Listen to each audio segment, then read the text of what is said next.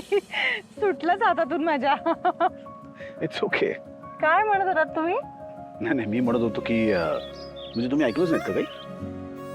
नाही, मला इतकंच म्हणायचं होतं की घरातल्या इतक्या स्ट्रेसमध्ये सुद्धा तुम्ही तुमची नोकरी, माझी हेल्थ, घरातली सगळी कामं, तुमच्या घरातली गोष्टी या सगळ्या कशा काय मॅनेज करता. खरंच कौतुक आहे तुमचं.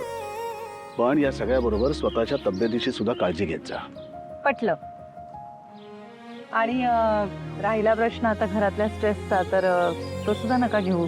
आई लवकर तिच्या घरी परत जाईल, प्रॉमिस. तुम्ही नका इतकं ताण देऊ, होईल सगळं ठीक. आता आधिरा आणि रोहन एवढं सगळं झाल्यानंतर सुद्धा एकत्र राहिलेत ना, आणि माझी खात्री आहे की या सगळ्यानंतर त्यांच्यातलं नातं अजून जास्त घट्ट होईल. तसंच होऊ दे रे बाबा, आपल्याला तरी काय हवंय वेगळं अजून. बरं, आता नुसतं बोलत बसू नका, ते घ्या नारळ पाणी. हो घेते. हां. ती स्ट्रॉ नाही दिली आहे का अहो, त्याने?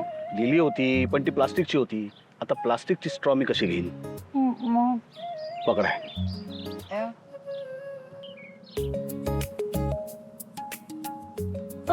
अरे बरं.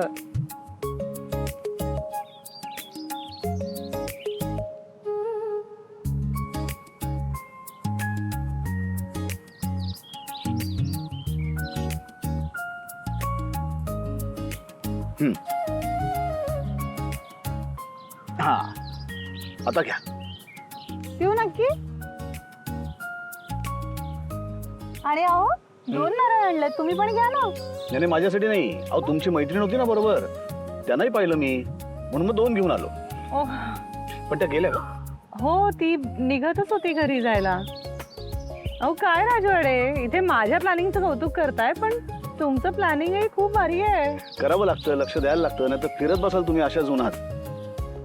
आता ही छत्री आहे ना, ही कायम जवळ ठेवा. ही फक्त पाऊस आल्यानंतरच उघडायची, असं काही सरकारचा नियम नाहीये. किंवा तुम्ही उन्हात ही छत्री उघडली तर पोलीस काही येऊन तुम्हाला अटक करणार नाहीत लगेच. तुमच्याकडे प्रत्येक प्रश्नाचं उत्तर असतं ना. नाही हो, मी अजून शाळेतच आहे आणि तुम्ही त्या शाळेच्या हेडमास्टरीना. बोलण्याचं डिपार्टमेंट तुमचं आहे. अहो, मी सुद्धा कधी कधी तुमच्या समोर निरुत्तर होऊन जातो. तुम्हाला तर प्रश्न सुद्धा ऐकवण्याच्या आधी त्याचं उत्तर माहिती असतं. कसं वाटतंय आता? रिफ्रेशिंग.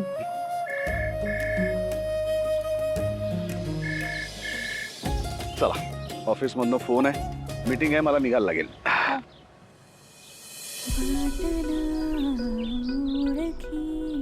साधना ओळखीची बंध हे जोडले तरी रीत नाने हमीची कोण जाणे असा का हात सुटता सुटेना